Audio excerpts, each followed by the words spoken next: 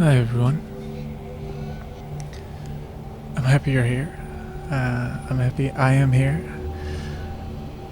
So, the reason we're here is, well, my reason to be here is because over the last few years, especially the last year, but ever since they've existed, I've always really enjoyed these very, very long format YouTube videos. A quick analysis of 8 hours of Skyrim, for example. You've probably seen them around if you've clicked on this video. So I've always really enjoyed those, and I figured I would give it a shot in my own way. Those videos must take so much effort to make, and I appreciate the work people put in so much. So instead of just consuming, I thought, why don't I produce something myself as well, to hopefully give something to someone. It's a fun experiment for me. So yeah, I thought to do it with my most recent, most favorite game being Cyberpunk. I really love it. I have a lot to say about the game and also how it has made me feel about a lot of things. What we will be doing here is basically what I do in Cyberpunk nowadays. I finished the story twice on my PC, on the Xbox, on which it's running now, and my beautiful CRT monitor. What I usually do now is I just hop on the motorcycle, drive around beautiful night city, just look at the views and just vibe out, maybe listen to some music, think about my life a bit. And I thought, why don't we do that together now? Yeah, final thought on this. It's completely unscripted, everything I do here. So I also thought to, I don't really want to edit this.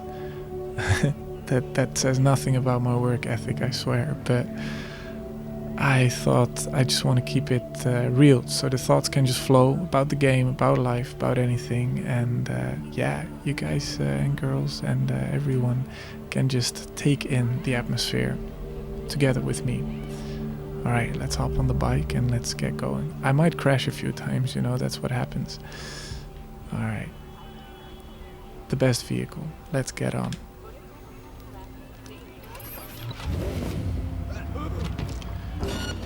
Oh, this started out great.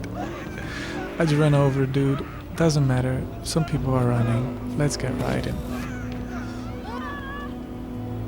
So, as we all know, Cyberpunk came out in 2020. It was not a great launch, and I have been looking forward to the game a lot. Being a big fan of The Witcher 2 and 3, I was expecting a lot from CD Projekt Red, and but luckily for me, I guess, at the time, working as a musician, having to focus on my music, I didn't have any gaming console or a gaming PC back when it came out in 2020. I was only busy making music, which I thankfully can make a living of. But when it came out, I didn't get to play it. And it wasn't until 2 years later, in the summer of 2022, when I was alone in Stockholm, where I live,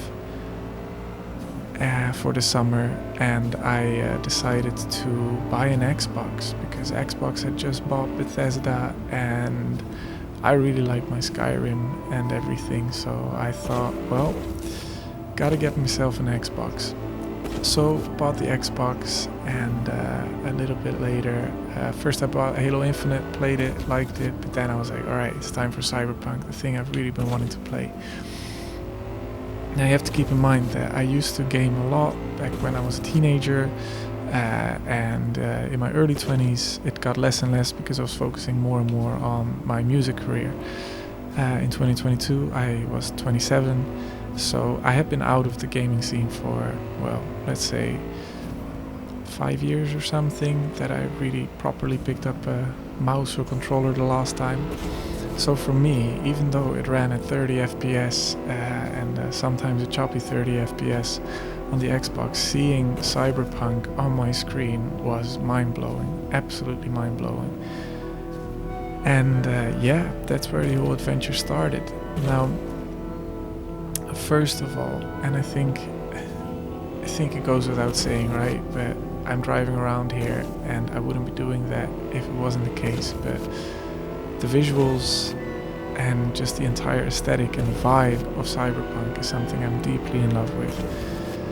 The city, the way it's designed, how intricately all the buildings are designed, all the details that are everywhere, I don't know, I've thought about this a lot with like Skyrim. I have on my Steam page, I've got 500 hours clocked in on Skyrim, but before I bought it on Steam, I also had a cracked version on several computers, and so my hour count on Skyrim is way above 500 hours. But why have I played that so much? Why have I come back to it so much? It's not because of the quests or the story or the combat or anything. No, it's because the world is just so magnificently immersive and beautiful. And it's just nice to walk around in and go between the quests, and those quiet moments that you have in between. That is what really brings home the appeal of Skyrim for me. Now, Cyberpunk was the first game for me to dethrone Skyrim as my here I go just roaming around game, because otherwise, with my limited time and attention retention, I should say. Look, every time I start up a new game, like this year I've started up Dragon's Dogma 2, really loved it, but I am not very good at every day sitting back down to play it again. So then you get out of the game and you lose the flow and you forget what it's about, you forget how all the controls work, and it's hard for me to stick to a game like that. And so I need something simple and quick and something that I can understand easily. I swear I have brain cells, I do think, but that's just how it is. I know myself by now after having tried many amazing games, but just not really been able to finish them or get into them deeper. So I play Call of Duty as a little dopamine shot to the head, but aside from Call of Duty and Skyrim and Cyberpunk, that's really the main stuff I get into. Now, so for Cyberpunk to be added to that list of, to become that list of 3 games was a very, very big deal. And I think it speaks volumes just to the atmosphere and the aesthetic that the game has. That you can roam around in this city and get lost and really feel like you're, you see it here with some art, some graffiti, that you really feel like you're, in another world, and a very alluring world.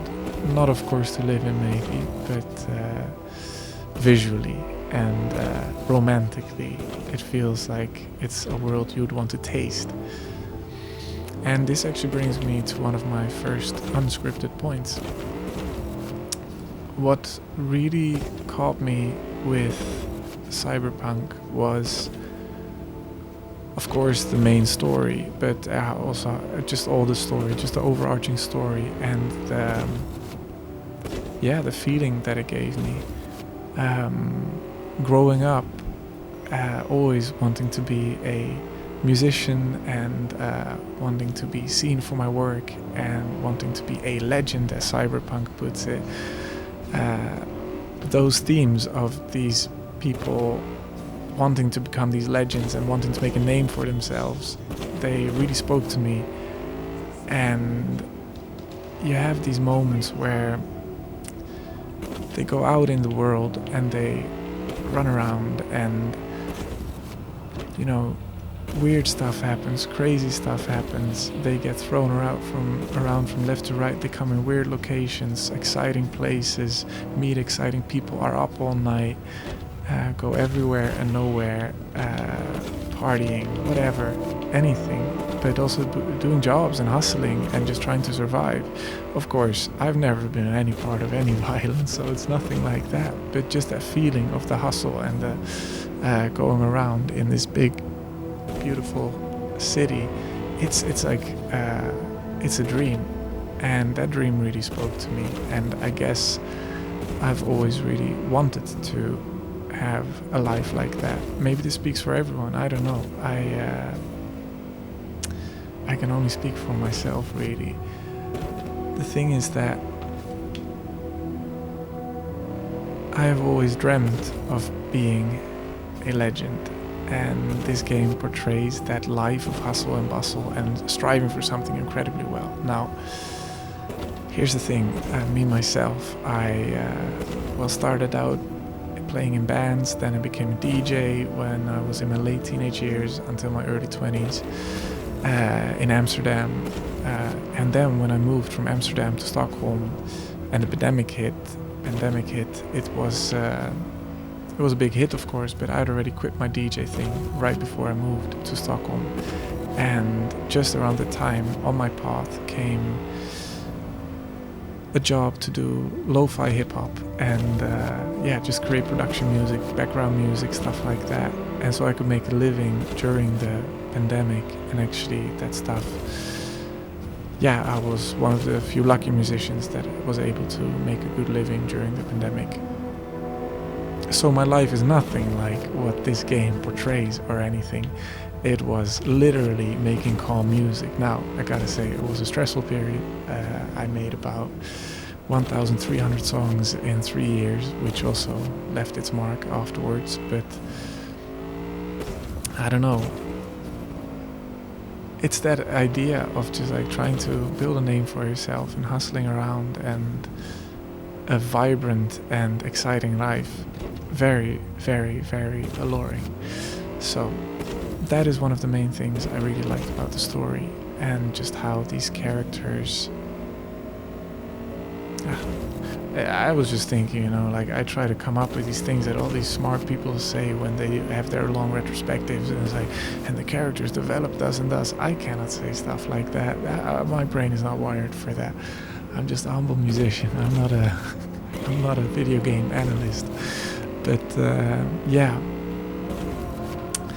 the characters, man. I mean, come on. You have Jackie, and you get introduced to him, and no matter what beginning you choose, I've checked them all out. He gets introduced in a unique way, but either way, you feel for the guy, and he actually reminds me a lot of a friend that I got back in Stockholm. Right when I moved to Stockholm, I moved there in September 2019, and in October 2019 I was invited to be part of this music camp in Belgium, in a castle, if you would believe that. This is the fun thing about being a working musician. Sometimes you do get to do unexpected stuff, and I'm really grateful for those moments. But there in the Belgian castle there were actually quite a few Swedes, and it was a great opportunity for me to get to know some people in the Swedish music industry. And I actually made 3 of my very, very much closest friends in Stockholm. Then I met them then, and I am still friends with them now 5 years later. But about Jackie, one of these guys who I became friends with, he will remain unnamed, but he was my first true proper friend in Sweden. When I had moved country, I was practically on my own in a new country, always having believed that I was better off on my own. But then when you move to another country, you do realize, and you learn pretty quickly, that having friends is pretty important. And so having him, it was a very interesting thing, because I have never met anyone who opens up themselves more for you than he does. The warmest heart, the biggest heart, and he feels like a big brother to me. He's only a year or two older than me, but he feels like a big brother to me. The thing is, I met him in 2019, and at that point he was going through a very tough phase in his life. He was diagnosed with a very, very serious illness just a few years before, got experimental treatment for it because he was young and fit. Only 5 people in Sweden or something got to get that treatment because it was so new. But that wreaked havoc on his whole system, and it ended up with him... Oh, somebody put on some sunglasses. It ended up with him... getting addicted to morphine it was a long story, but that led to addictions to other serious drugs. And at that time, he was very much on those drugs, and I was very new to all of that. Especially back then, I had never touched anything, and so I couldn't really even recognize when somebody was on drugs. But apparently, he was on for a few days, and but I didn't know. I just felt his energy and his warmth, and he was genuinely one of the most caring people I've ever met. So coming to Stockholm, I hung out with him now and then, and yeah. But he was very unreliable with meeting up and stuff like that. He would always be 4 hours late, and I would just be sitting there feeling like a pretty lost soul in the middle of a new foreign city. But still, when we met up, I mean, you can tell when you have a connection, you feel that somebody's struggling, so you also just want to be there for somebody. Of course, I got fed up with it at some point, and we started seeing each other less. But his energy, the way he is, like, it reminds me so much of Jackie in the game, and these big hopes, but also a lot of life gets in the way. And so, people, please, like, of course I'm gonna say stuff about the story. If you haven't, if you want to keep it spoiler free, then you know what to do. Just close your ears for the rest of the video and just watch it without sound or something. But when Jackie dies at the end of the first act, man, that hit me in the soul. Having this personal connection and feeling so connected in a way that I could see myself as the main character. Does everybody do this, by the way? Does everybody see themselves as the main character? I have that in my life. Maybe it shows me for a narcissistic being, but I genuinely get that feeling like, yeah, I'm the main character of the story. So really feeling that, and also the way that CD Projekt Red puts you as the main character in the story, it works. You can put yourself in the main character's shoes. And so when Jackie dies, and having that personal connection to somebody who reminds me so much of, yeah, that hits. And then it's the whole mission as well. As you ride up to that big hotel, it's like you step into the taxi. I never skip the rides, by the way, no matter how long they are. I never skip the rides when you sit in the interior of the cars. I always just look around. They always have some music playing. You can see all these character models. You can look out the window of the city. I love taxis. I really do. Like, this is important to know if you want to know, if you know that about me. It's like a taxi ride, especially in the middle of the night, in the middle of the city, if you're coming back from a club or something, or you've been working in the studio, or I don't care what you do, that you're up in the middle of the night, but if you sit in the back of a car in the middle of the night, or just any car, but especially if you do not have to drive, and you can just look around, and there's this tired, eerie quietness. It's not eerie, it is so calm, it is so serene, and so it's beautiful. I love taxi rides, so I never skip any of the vehicle sections when you can skip the time forward in Cyberpunk.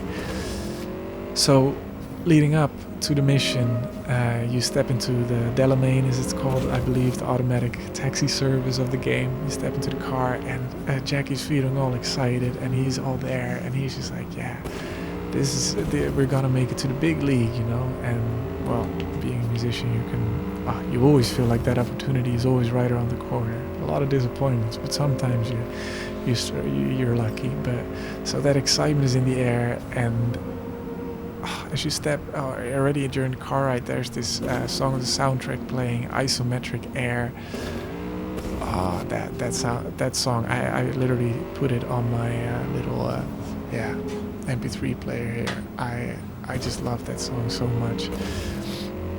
It sets this tone. It's a bit like hazy in the air, and there's this tension before the whole heist, and that song, there's hope, and it's this larger than life feeling. And you step out, you get into the hotel, the whole thing happens. So much happening that builds up the atmosphere so much, and it all goes out of control. And I really didn't see it coming that Jackie would die. Now, I was very sad when that happened. So that, I remember that was part of my first long play session when I finished Act 1, and I remember just like sitting back in my chair and just like having to take a deep breath there for a second, just like, holy shit, what did we just go through? And yeah, just generally feeling emotions from the game, which I'm an emotional guy. So I was about to say that doesn't happen to me often, but it happens quite often. I can seriously, like, I can see two people hug on screen and I can let a little tear out. No shame in that.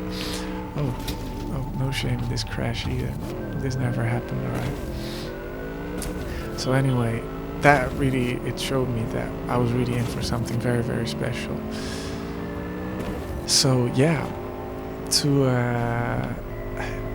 I don't know. I don't know if this is the right thing to do, but I feel like the only way I can add to the whole conversation around any game, I guess, but especially this game, is to share my personal experiences around it. And so I give a lot more backstory about my own life than about the actual game, I guess. But hopefully it relates for some people, or hopefully you get something out of it. But yeah.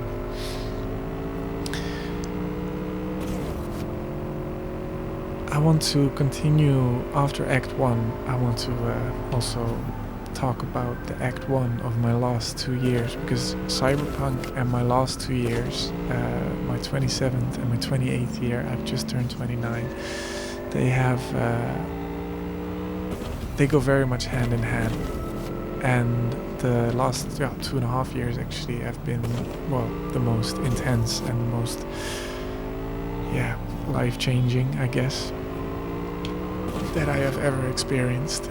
And if anyone younger is watching this, like, or I would like to know from everybody actually, like, for the younger people I can say, like, hey, life gets weird around 27, man. It's like, when you're 27, when I was 27, I understood why so many people, why there is this club of 27. It is like when you turn 27, there is something about your brain finally being developed to a certain extent. Certainly it took its time for me, but I feel like for the first time it's like you wake up all of a sudden and it's like, okay, wait, I can start to understand consequences of things, and I'm very aware of my surroundings, and I've been at this life thing for a while now, and like your body has gone through 4 of these 7-year cycles of like replacing every cell, so nothing is really new anymore. You really start to understand yourself and your surroundings, and if you're a bit reflective, it starts to make stuff weird, like it really does. When I was 27, right after I bought my Xbox, I went through a breakup that was impactful. It was definitely a breakup, alright.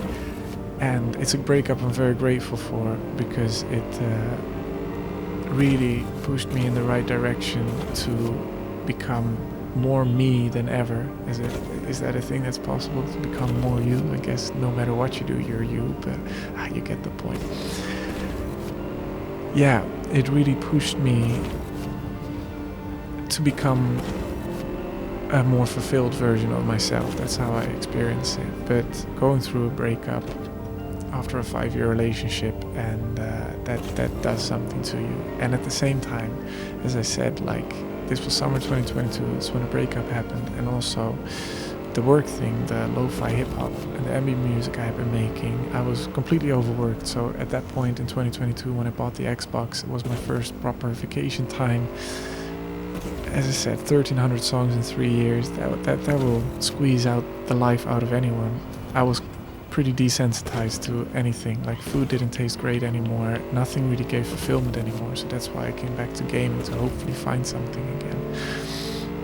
But yeah, it was right around there that actually it had become clear to me that I also had not been treated well by my label in regards to compensation for the work that I did. So this started a 6-month period from summer until winter 2022, where I had to do a lot of self-developmental work and do a lot of, let's say, emotionally draining work, on a personal side and on a business side. And both of these processes really properly concluded at December, Christmas 2022, when I thought I was burnt out in the summer, but towards Christmas I remember telling my parents, because I was staying in the Netherlands with my parents for 2 weeks, I remember telling them I literally don't feel a thing anymore. It's like, yeah, sure, physically I could feel stuff, you know, but I just couldn't feel anything anymore. No emotions, no sadness, no relief, no happiness, nothing. It was completely gone. And I talked about it with my parents, who are great at talking about emotions. I'm very grateful for that. But as they put very, very well, it is like... I also put it in a great metaphor with Cyberpunk, actually. It's like your synapses are literally fried. It's like your neurotransmitters or whatever are literally just like fried out. And it's as if these nerve endings literally have little burns on them that have, do you say cauterized them? You know, when you close a wound with fire. It feels like that was what was up with my emotional nerve endings. And that it was going to take time for that scar tissue to come loose and actually be able to feel stuff again. So, yeah, that was a really intense period. And it was over this period of time, those 6 months, that I was slowly chipping away at Cyberpunk. And it, because of work and life, it took me half a year to get to the ending. I also played The Witcher 3 for the first time, start to finish in between, so it was a bit of here and there. But yeah, I got to the end of the game right as those, the personal and the professional sides of my life also came to a very specific, conclusive end. And the way the ending is put in Cyberpunk, and just the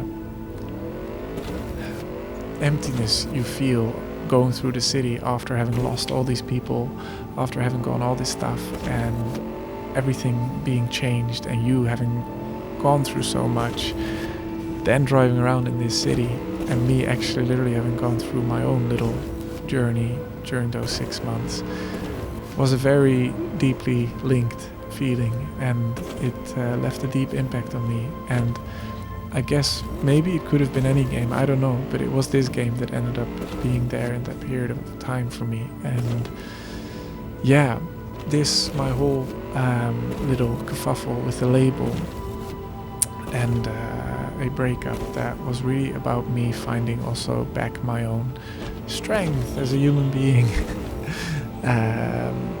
Yeah, because I had become pretty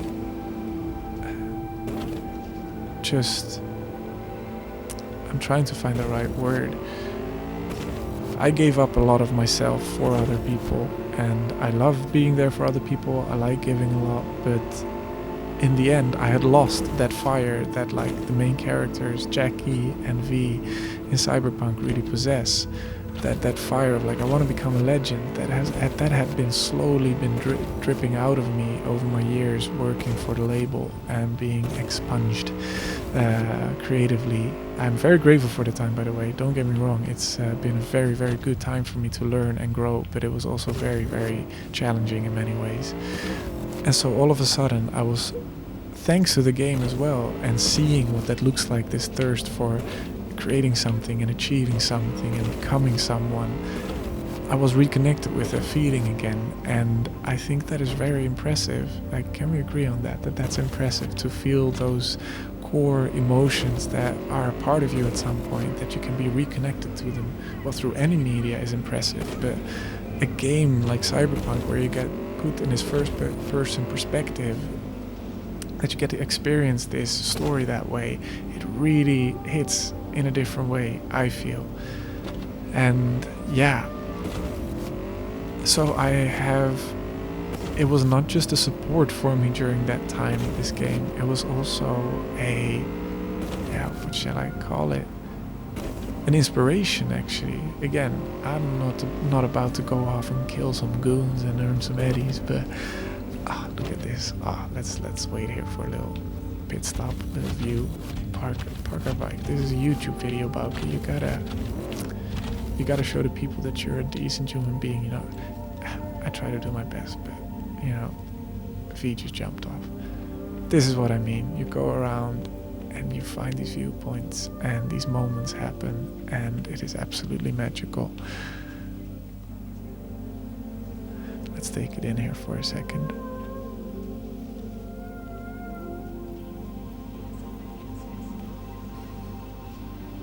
And also the architecture on the buildings. I love the zoom function. Because it changes the field of vision as well. It really creates this very alive feeling. I really enjoy that. I hope you guys, I say guys, but it's a collective term, you know. I assume that it will be mostly guys watching this, but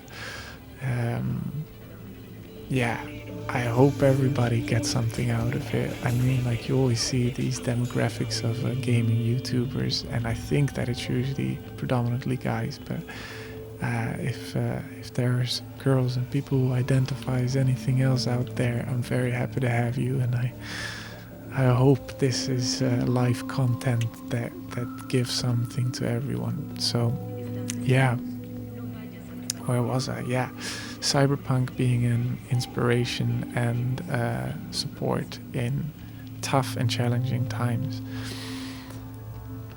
Yeah, as I talked about earlier, what sometimes I've talked about it with a friend of mine, that it can be a bit of an Achilles heel of Cyberpunk compared to Skyrim. Skyrim you can keep coming back to infinitely, but once you finish the main story of Cyberpunk, it feels pretty empty in the world.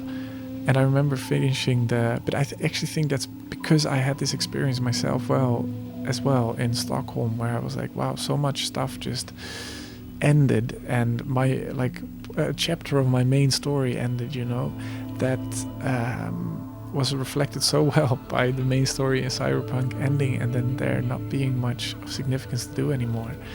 That actually became a bit of a feature for me, and why it stuck as much as it did.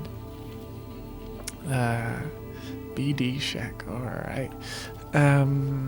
Yeah, so I really love that actually about the game. But as I started to as I finished the main story, I actually it was only then that I started doing more of the side content. I had finished the main side characters of the game. Oh, this is something I want to talk about, and I want, if anybody's in any state of commenting or talking about it, I would love to have a conversation about this. But how do people feel about romance scenes in games, you know? Like, they make me uncomfortable as shit. Like, seriously, I just feel like there's so much about it that makes me feel uncomfortable. But first of all, just like, think about this, right? You're just sitting somewhere playing your video game, and if you live together with someone, be it a friend or a partner, doesn't matter. If somebody walks in and there is two digital characters just like weirdly humping each other, wouldn't that be one of the most embarrassing things to happen to you? Like, it's never happened to me because I never choose the romance scenes, but I just get so nervous around them. Maybe I'm just too prudish, I don't know.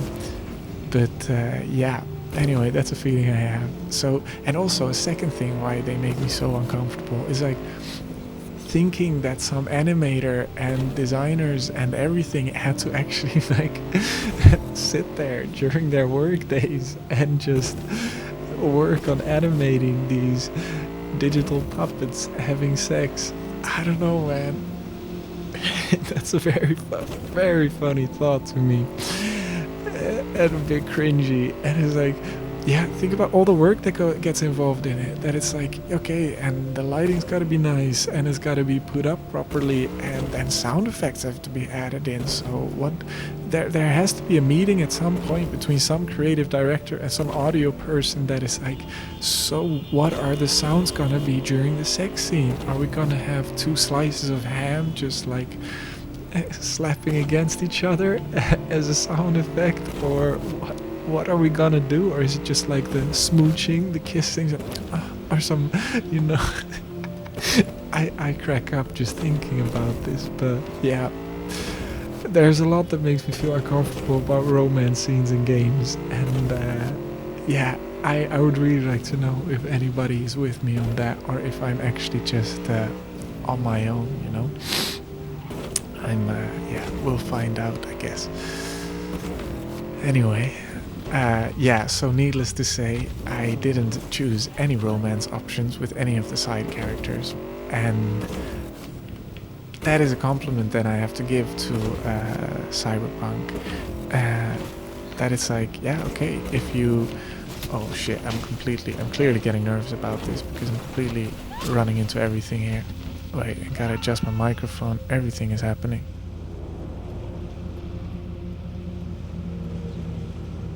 There we are.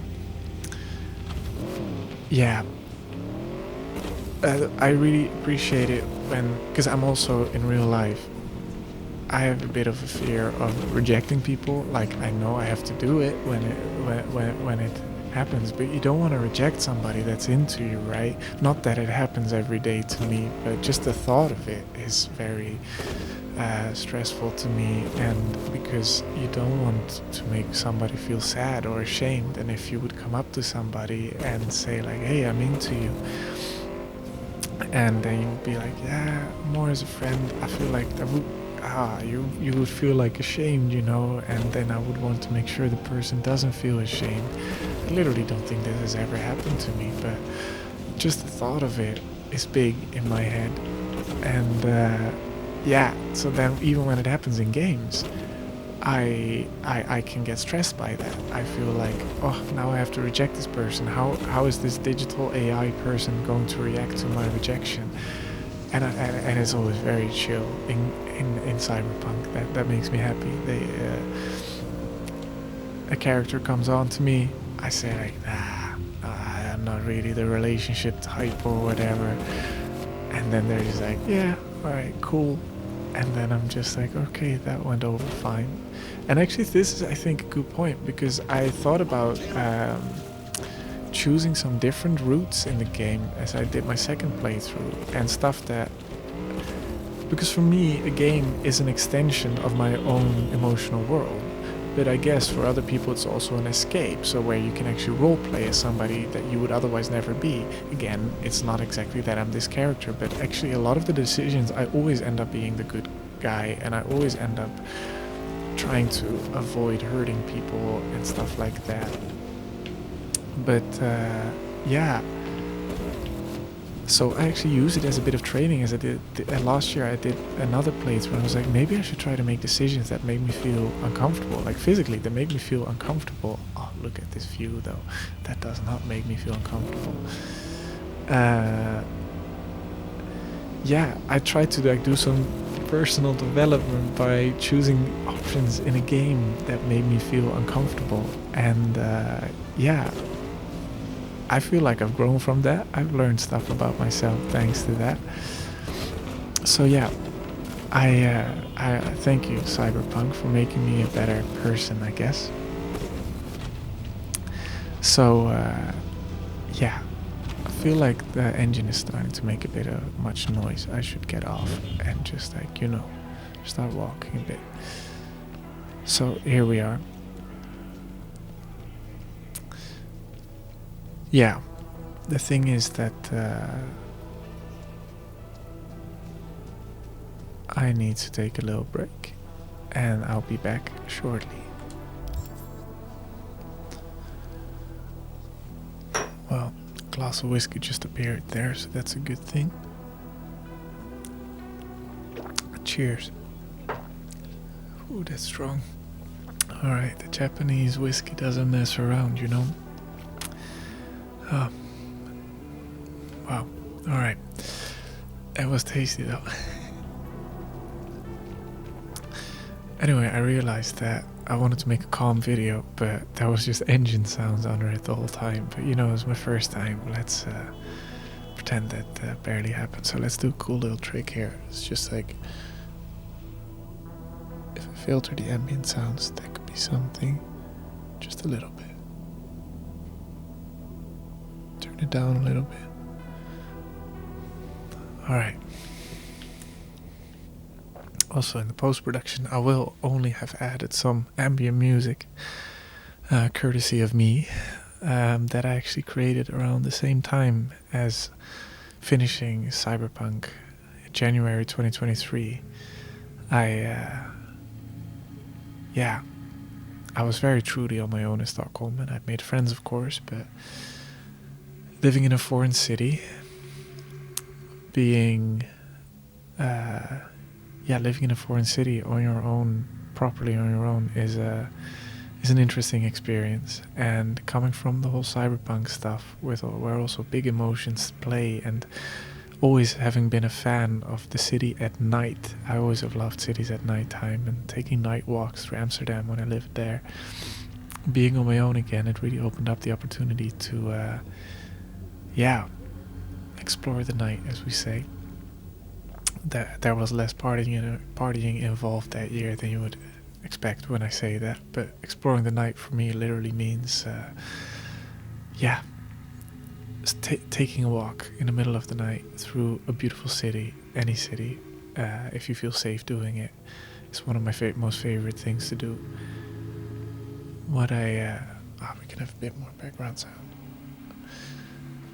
What I would do is, like, I had just started smoking that summer as everything started to go down. I had never smoked a cigarette in my life, and all of a sudden I was offered a cigarette, and I was like, yeah, why not? And I smoked it, and I felt like, yeah, this agrees with my character, like I'm the struggling musician, I should be this character, this works. And it was just a real nice feeling of relief as I took a first cigarette, and they started becoming a part of my life since then. And it was a thing where I would be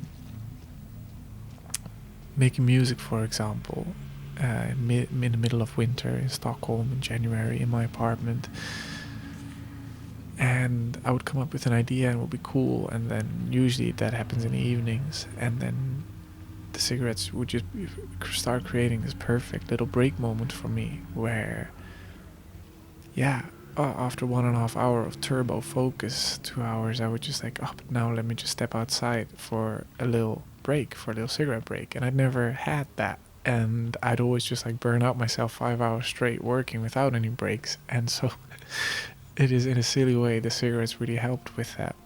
And there was those moments where, and that is what Cyberpunk captures so well. But there were these moments where I would just like stand in front of my door, which was like on the middle of a busy street in the south part of Stockholm, central Stockholm. And so in the middle of the night, and we're talking like first 11 o'clock in the evening, but at some point I would work on until like 4 in the morning.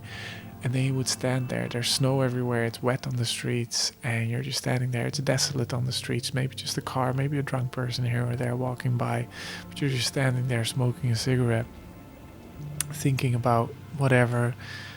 That same calm as in those car rides in Cyberpunk would just come up, and Cyberpunk just can capture that feeling so immensely well, I think, and that is one of the reasons I love it very much.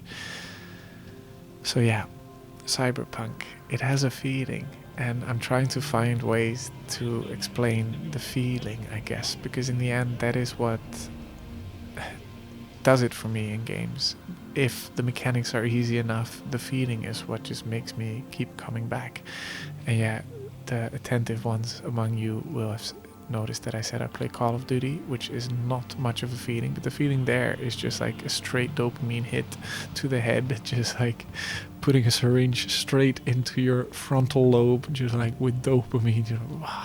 Alright, there you go. It's Call of Duty is something else. It's a quick fix, let's say. But so I'm just trying to find ways to explain like the feelings and the atmosphere that go on in this game for me, and how they relate to my own life.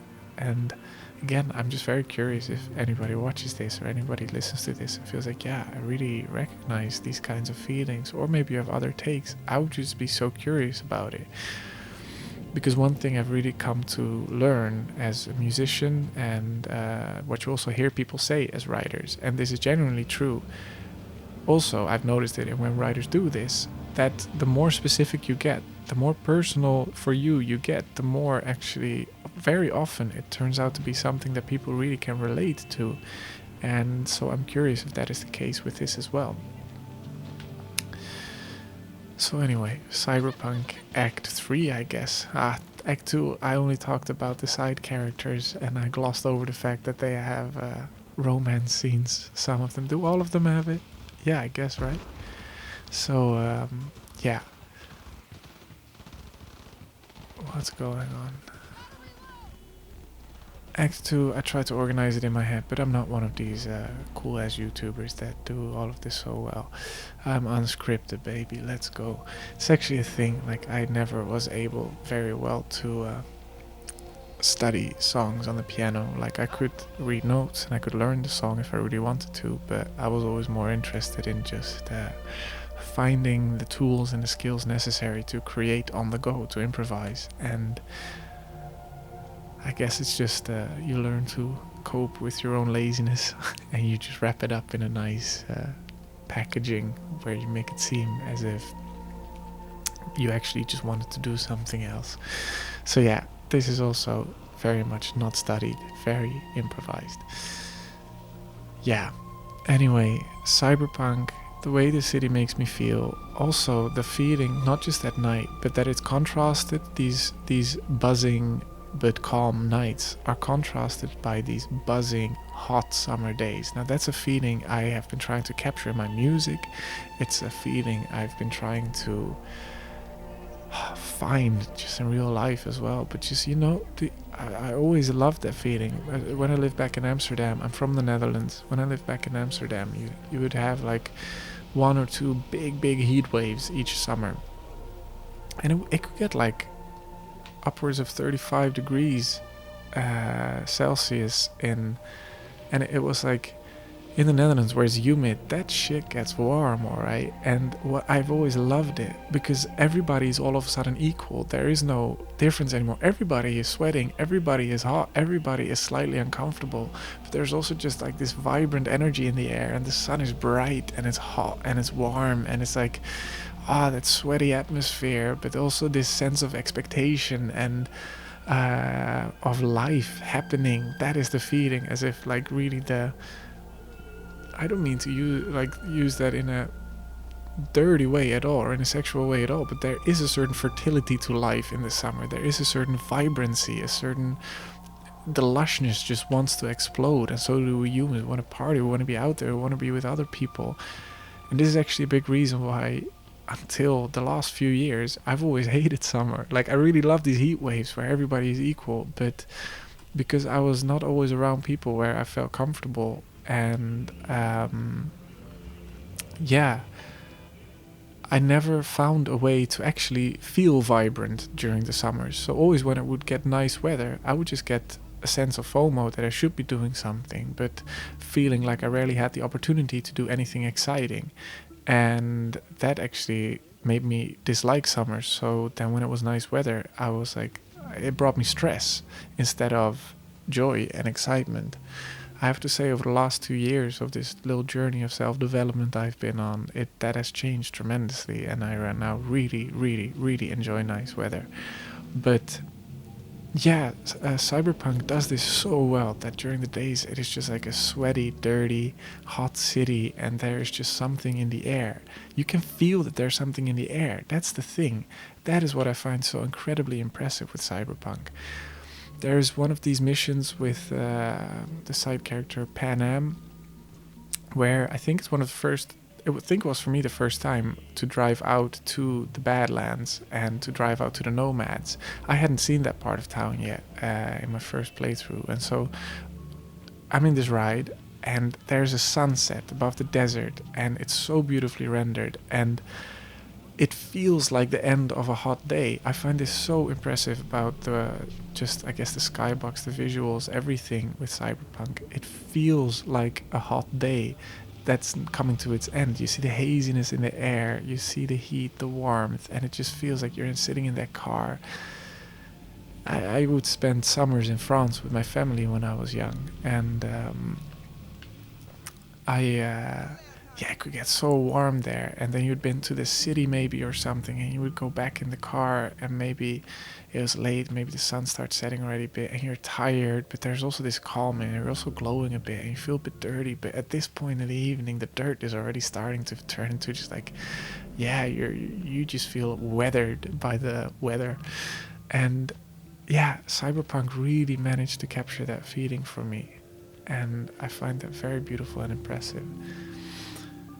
Going on with my very scripted list of things I want to talk about, I gotta come up with my next subject now. People are listening, but pay attention. You gotta give the content that people need.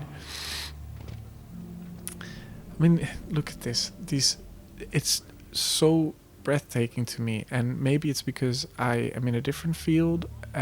Maybe it's because this is not my thing, but to me, it seems like magic. How on earth do you create something that looks good from so many angles, that you organically just go around and all these elements come together, where all these individual pieces of architecture and lighting and everything comes together, where everything is flowing dynamically and it looks good from different angles? And when was that teaser trailer for Cyberpunk 2077? Was it in 2012 or something when it came out? A long time ago, a long time until release. And of course it wasn't polished when it came out, but when you look at the effort that has gone into creating this city and all the assets and all the art and everything, you do see that where that time went. I feel like it will be hard for any other game to approach this level of consistent quality in atmospheric world building. And it's also why I'm very curious about the next entry in the series, to see if they can pull this off again. If I was them, I would just be like, take the same city, just expand it or something. I don't know. No. As soon as I come up with an idea surrounding a game, maybe I should hold it back a bit, but maybe that's a terrible idea. Well, that brings me to Johnny Silverhand as a character in the game. What a freaking character. I mean, of course, it's thanks to this that I've become a fan of Keanu Reeves. It is insane. He always seemed like a chill dude, but I've never spent that much time with any character that he has portrayed, obviously, because now all of a sudden I get to spend so much time with the character Johnny Silverhand, and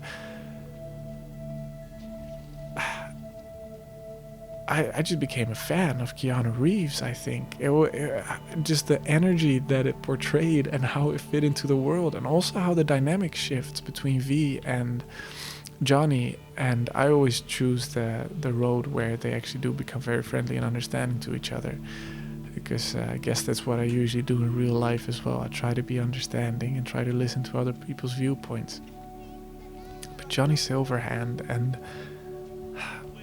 what he portrays, this is very interesting, right? Because I had been doing my commercial music work, and very funnily enough, I had been quite straight edged in everything, and I even chose, as a background, I chose the corpo as my starting character, and that just said something about me. And it was actually a lot thanks to this game, and also Johnny Silverhand's comments on I guess it can be seen as traditional punk anti-establishment stuff, but the way it's packaged and the way it's brought, for the first time I felt but there's a point to these things, where I would usually be quite pro-authority, and I'm literally the opposite of a punk person, that I'm always for order and stability.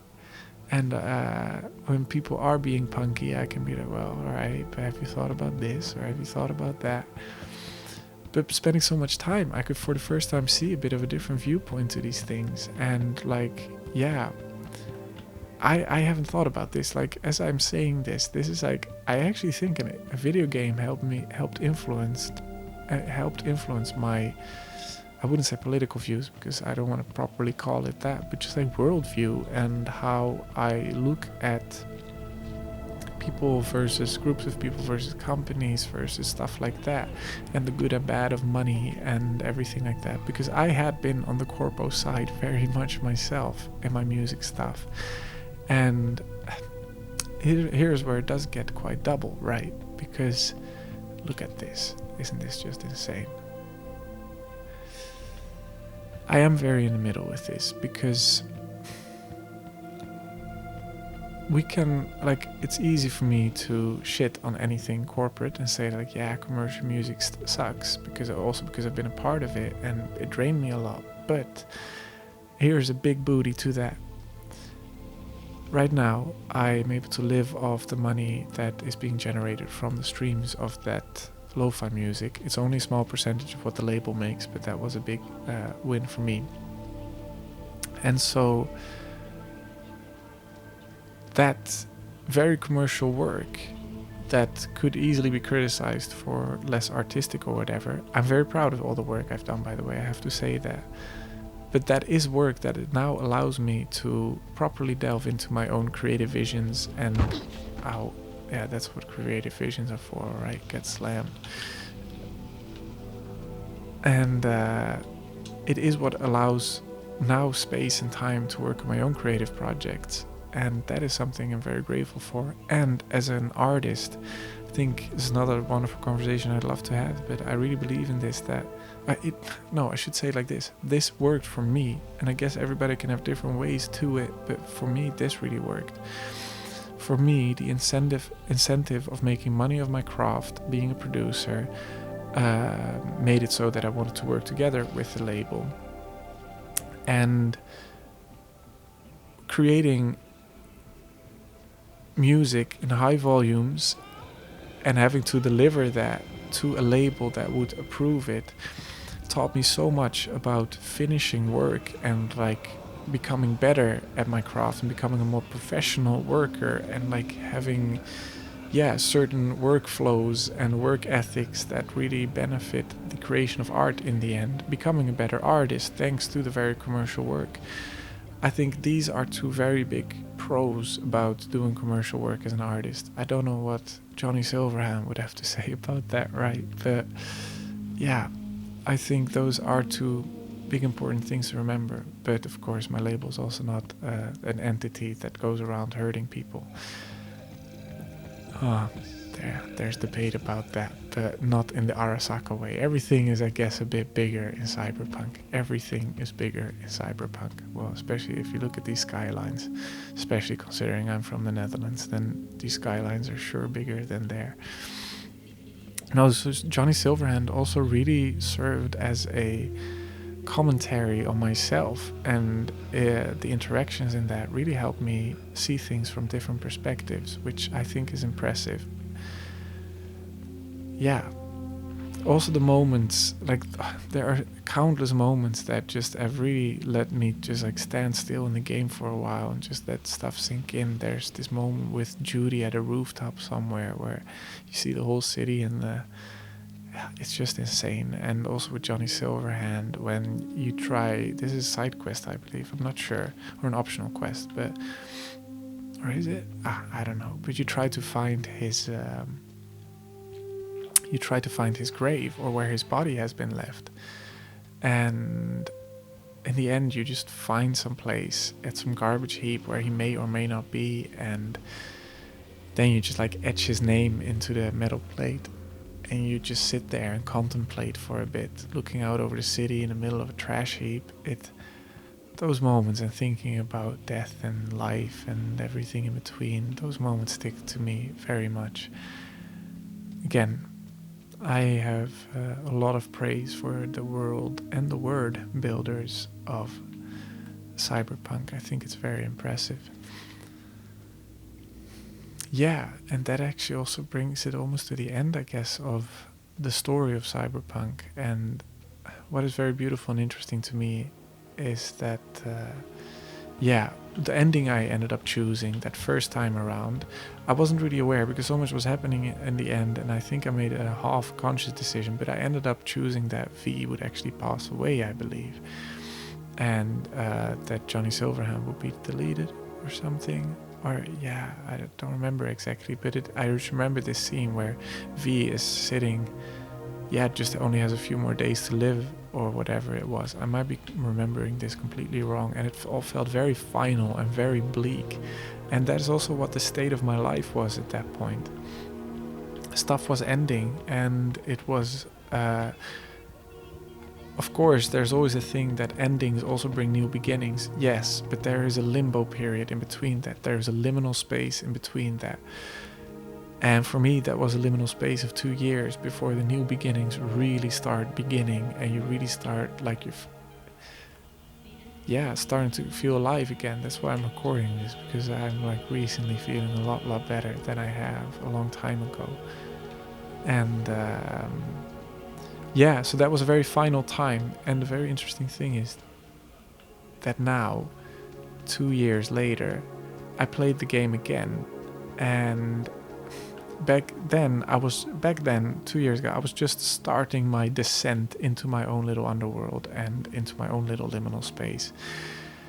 2 years later, so much has happened, and I've gone through so much, and I can tell you that I never really understood much about depression and stuff like that, but I do now.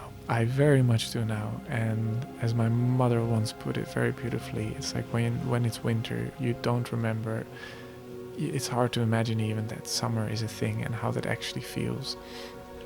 And that is the feeling that can come. And I've been deep, and I've been far away from myself, also looking for myself. It's a great quote me and a friend came up with, that about looking for yourself. Don't go to Tibet or wherever to try and find yourself. You probably haven't been there in the first place anyway, so think about that. But after so much soul searching and so much agony, like properly, it's been 2 incredibly tough years, and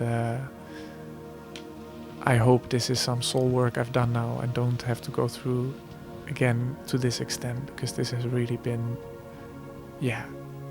about as much as I could literally handle. Like, more would have been too much. It was already too much.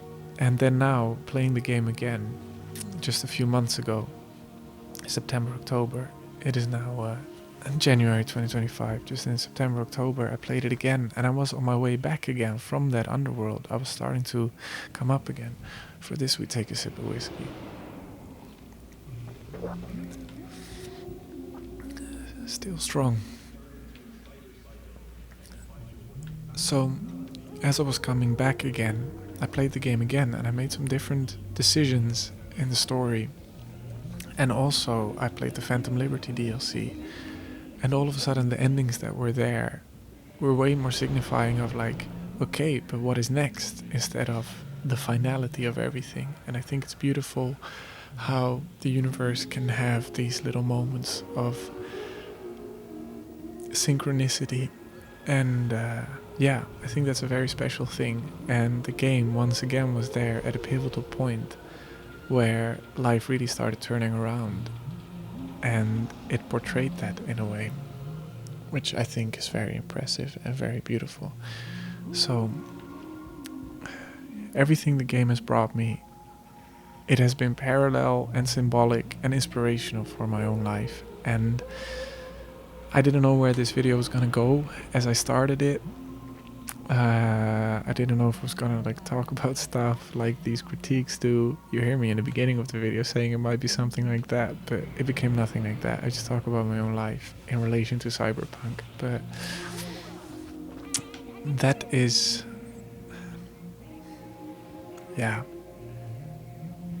this is in the end, I guess, what is important to me about Cyberpunk. And I'm just curious if other people have had similar experiences, or maybe with other games, but it felt significant to me to talk about this, and important to just like, put this out there as a little question. And has there been a game for you that has been like taking you through stuff symbolic for change or whatever? I would just be curious to hear it. Anyway, this is kind of my story around Cyberpunk, and a transitional period in my life. I could tell way more details, but there is too much to tell. Either way, remember everybody,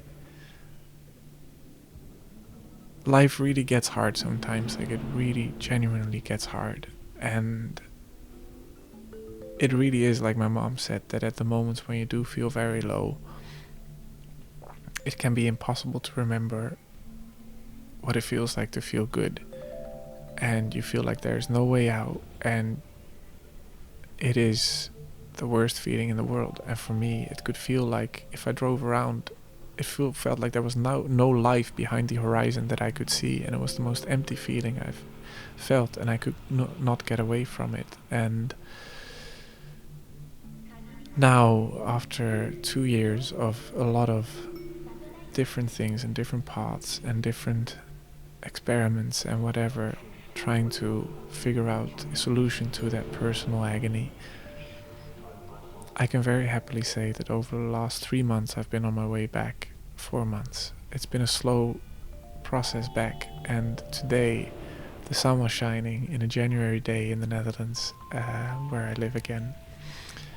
And it really was like my mom said. When that sun comes out, it's also the other way around. When the sun is out and you actually feel good for a change,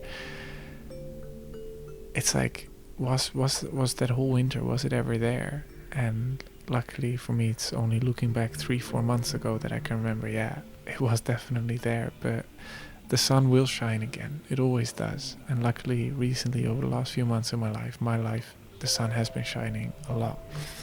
And those moments taste so incredibly sweet after having been on the other end. And so if anybody is on the deep end right now, then just,